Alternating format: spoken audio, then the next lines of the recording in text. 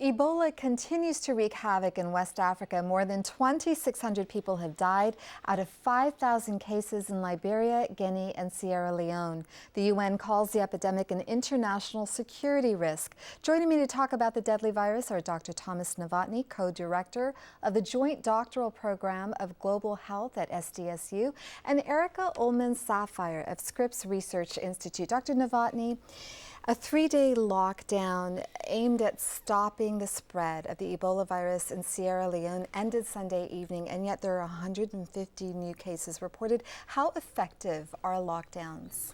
I'm not sure they're very effective in this case because what they really tried to do was to educate at least 1.5 million households as to what the risks were and what the transmission processes were, but also to identify cases that may be in those households that they hadn't been detecting yet.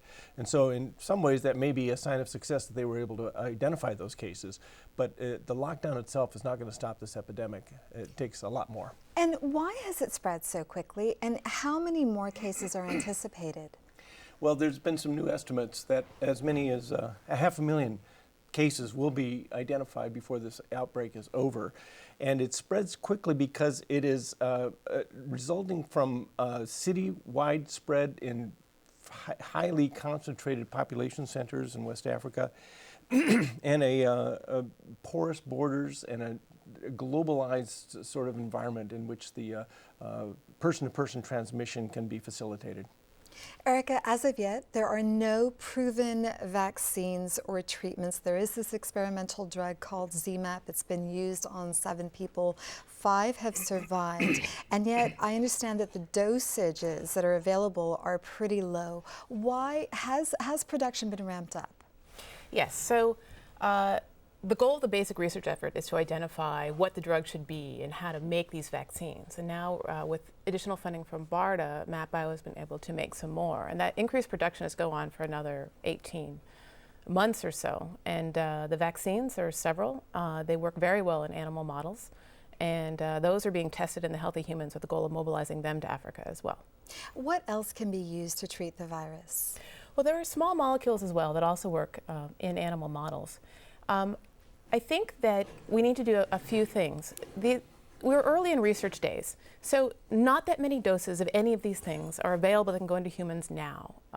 We are accelerating these as much as is humanly possible. At the moment, contain and control will help. I think the U.S. military deployment is a very good idea. I think supplies need to be there. We can't have doctors dying because they don't have gloves to wear. We don't have enough beds for the patients that need them. The lockdown identified 150 new cases and recovered 92 bodies. You know, all of these were sources that each of these had infected 2 more people. You can see the sense that it's doubling. And so we need to do a parallel effort. We need to do the contain and control, and we need to mobilize the antibody therapies and the vaccines. Dr. Novotny, the U.S. is sending 3,000 troops to Liberia.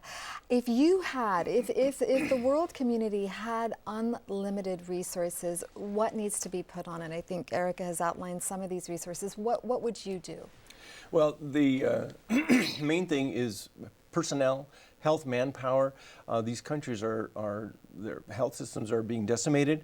They were in pretty bad shape to begin with, and so we hadn't paid enough attention to developing human resources and health systems resources, and so that needs to be part of this. This is not going to be something as it was in the aftermath of the tsunami, where we go in and a lot of people are taken care of, maybe a few clinics are set up, but not enough is done for long-term strategic development of their health systems. And Erica, how would you characterize the world's response so far? I think that it has been slow. Early in the outbreak, the number of cases doubled every 35 days. Now it's doubling about every 21 or 22 days. So it seems to be accelerating. And you can see how there will be 30 people infected, and then the 60, and then 120, and then 240, and accelerates. So my lab has been involved in a collaborative effort in Sierra Leone for years.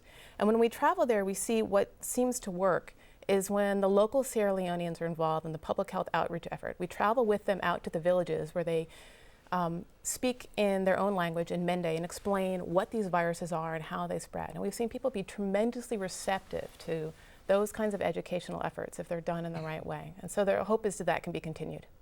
Erica, Dr. Novotny, thanks so much for coming on the program.